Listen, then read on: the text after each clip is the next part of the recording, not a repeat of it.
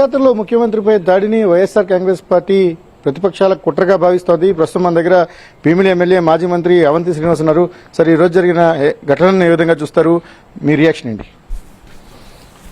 ఇది అందరూ కూడా నేనే కాదండి, జగన్మోహన్ రెడ్డి గారికి కోట్లాది మంది అభిమానులు ప్రపంచవ్యాప్తంగా ఉన్నారు. అందరూ కూడా చాలా షాక్ గురయ్యాము. ఫస్ట్ నా ప్రచారంలో తెలిసింది, వెంటనే క్యాన్సిల్ చేసుకుని మరి అప్పుడే మా వాళ్ళు చాలా ఆగ్రహ వేశాలకు గురయ్యారు కార్యకర్తలు అందరూ. సో వాళ్ళందరినీ కూడా సమన్వయం పాటించమని చెప్పడం జరిగింది. ఇది కేవలం చంద్రబాబు నాయుడు గారు, లోకేష్ గారు, పవన్ కళ్యాణ్ గారు మీరు రోజు చూస్తున్నారు మీడియాలో, వాళ్ళు రోజు రెచ్చగొట్టే ప్రసంగాలు అవ్వటం. ముఖ్యంగా లోకేష్ గారు అయితే ఎవరి మీద ఎన్ని కేసులు ఉంటే నేను అన్ని పదవులు ఇస్తానని చెప్పటం. అంటే ఒక నాయకుడికి ఉండాల్సిన లక్షణాలు కాదు అవి. ఎప్పుడు కూడా ప్రజాస్వామ్యంలో ప్రజాస్వామ్యయుతంగా మనం ప్రజల దగ్గరికి వెళ్ళాలి, ప్రజలు తీర్పు కోరాలి, వాళ్ళని ఓట్లు అడగాలి. కానీ ఈ రకమైనటువంటి దాడులు చేయడం అనేది చాలా దారుణం. దీన్ని తీవ్రంగా ఖండిస్తున్నాం. ప్రజాస్వామ్యంలో కూడా ఖండించాలి. సాక్షాత్తు రాష్ట్ర ముఖ్యమంత్రి మీదే వాళ్ళు దాడికి తెగబడ్డారంటే వాళ్ళు ఎంత ఫ్రస్ట్రేషన్ గురవుతున్నారో మనకు అర్థమవుతుంది దీన్ని బట్టి. ఎందుకంటే ప్రజల ఆదరణ రోజు రోజుకి జగన్ గారు పెరిగిపోతుంది. బస్సు యాత్ర స్టార్ట్ చేసిన దగ్గర నుంచి దాన్ని చూసి వారలేక వీళ్ళు ఎన్ని అలయన్స్లు పెట్టుకున్నా, ఎంత ఇది చేసినా ఇంకా జగన్మోహన్ రెడ్డి గారిని ప్రజాదరణలతో మనం గెలవలేము ఆయన్ని అని ఈ రకమైనటువంటి దాడులు తెగపట్టడం ప్రజాస్వామ్య కూడా ఖండించాలి. ముఖ్యంగా రాష్ట్ర ప్రజలకు గమనించాలి.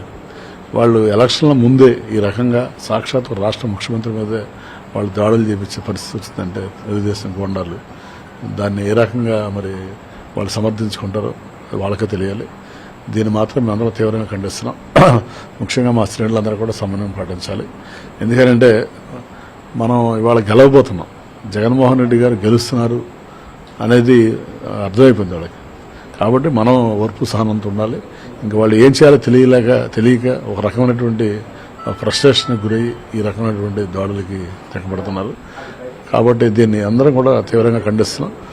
వాళ్ళు ఇప్పటికైనా సరే వాళ్ళ యొక్క ఆలోచన విధానం మార్చుకోకపోతే, వాళ్ళ యొక్క భాష అనే ఆలోచన విధానం కానీ మార్చుకోకపోతే ఇంకా ప్రజలు మరింత బుద్ధి చెప్తాను అని తెలియజేస్తాం. అంటే ఎట్లా ఉండబోతుంది అంటే రేపటి నుంచి మీ యాక్షన్ ప్లాన్ ఎలా ఉండబోతుంది? ఒక విధంగా ముఖ్యమంత్రి మీద దాడి అంటే మీ పార్టీ అధ్యక్షుడి మీద దాడి, దాన్ని ఎట్లా చూడాల్సి ఉంటుందంటారు? అది అందరూ కూడా తీవ్రంగా ఖండించాల్సిందండి. అది చాలా సీరియస్ క్రిమినల్ అఫెన్స్. అది దాన్ని తప్పనిసరిగా చూశారు కదా మీరు అందరూ, మీ టీవీలోనే ఇప్పుడు చూసాం మనం. ఆయన కంటికి కొంచెం జస్ట్ ఇదైంది. మళ్ళీ మా సహచర శాసనసభ్యుడికి కూడా కంటికి ఇదైంది, ఎల్లంపల్లి శ్రీనివాస్ కూడా. కాబట్టి అసలు ఏంటి మరి ఎక్కడికి వెళ్ళిపోతుంది ఈ రాష్ట్రం? వీళ్ళు ఎటు తీసుకెళ్దాం అనుకుంటున్నారు? రెడ్ బుక్లో పేర్లు రాసుకుంటాం ఏంటి? ఎవరి మీద ఎక్కువ కేసులు ఉంటే వాళ్ళకి పదవులు ఇస్తానని లోకేష్ గారు చెప్పడం ఏంటి? ఆయన పవన్ కళ్యాణ్ ఆయన ఓటుకు వచ్చి ఆయన మాట్లాడటం ఏంటి? చంద్రబాబు నాయుడు వయసు ఆయన రెచ్చగొట్టే విధంగా నాయకుడు అని కూడా సమన్వయం పాటించాలి. మేము కూడా మేము రెచ్చగొట్టవచ్చు మా నాయకులను, మా కార్యకర్తలను. రెచ్చగొట్టడం 5 నిమిషాల పని, కానీ కంట్రోల్ చేయడం చాలా కష్టం. ఏ నాయకుడైనా కానీ ఎవరైనా కానీ అసలు అది ప్రజాస్వామ్యం, మనం ఎవరో ప్రజాస్వామ్యంలో ఉన్నామా లేదా అనిపిస్తుంది ఒకసారి. వాళ్ళ స్పీచెస్, వాళ్ళ ప్రసంగాలు మనం చూస్తున్నాం రోజు. కాబట్టి దీన్ని ఎవరో రాష్ట్ర ప్రజలందరూ కూడా గమనించాలి.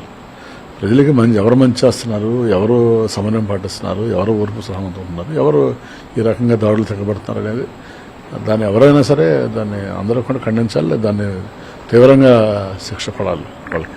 ఓకే, వైఎస్ఆర్ కాంగ్రెస్ పార్టీ ఈ ఘటనను చాలా తీవ్రంగా పరిగణిస్తోంది. అయితే శాంతి భద్రతలు దృష్ట్యా ఎవరు కూడా ఆవేశకావేశాలకు లోను కావద్దని నాయకత్వం అంతా కూడా శ్రేణులను సముదాయించే ప్రయత్నం చేస్తోంది. మరోవైపు అన్ని నియోజకవర్గాలు, విశాఖ జిల్లాలో అన్ని నియోజకవర్గాల్లోనూ కూడా పెద్ద ఎత్తున నిరసనలు కొనసాగుతున్నాయి. ప్రస్తుతానికి చాలా మంది రోడ్ల మీదకి వచ్చి తమ ఆందోళనలు వ్యక్తం చేసే ప్రయత్నం చేస్తున్నారు.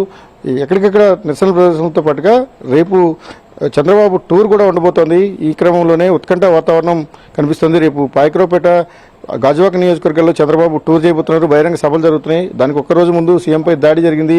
దీన్ని రేపు వైఎస్ఆర్ కాంగ్రెస్ పార్టీ శ్రేణులు ఎలా తీసుకుంటే, రేపు ఆ టూర్ ఎలా జరుగుతుందనే ఉత్కంఠ అయితే ప్రస్తుతానికి అటు పోలీసు వర్గాల్లోనూ రాజకీయ వర్గాల్లోనూ స్పష్టంగా కనిపిస్తోంది. రవిచంద్ర, దాడి ఘటన నేపథ్యంలో లా అండ్ ఆర్డర్ అదుపు తప్పకుండా సెక్యూరిటీ ఏమైనా పెంచే అవకాశాలు ఉన్నాయా అసలు? ఖచ్చితంగా అంటే లా అండ్ ఆర్డర్ అనేది ప్రస్తుతం ఈసీ పర్యవేక్షణలో ఉంది. పోలీసు యంత్రాంగం అంతా కూడా ఎలక్షన్ కమిషన్ చేతిలో ఉంది. ఎక్కడికన్నా 144 సెక్షన్తో పాటు సెక్షన్ 30 పోలీస్ యాక్ట్ కూడా అమల్లో ఉంది.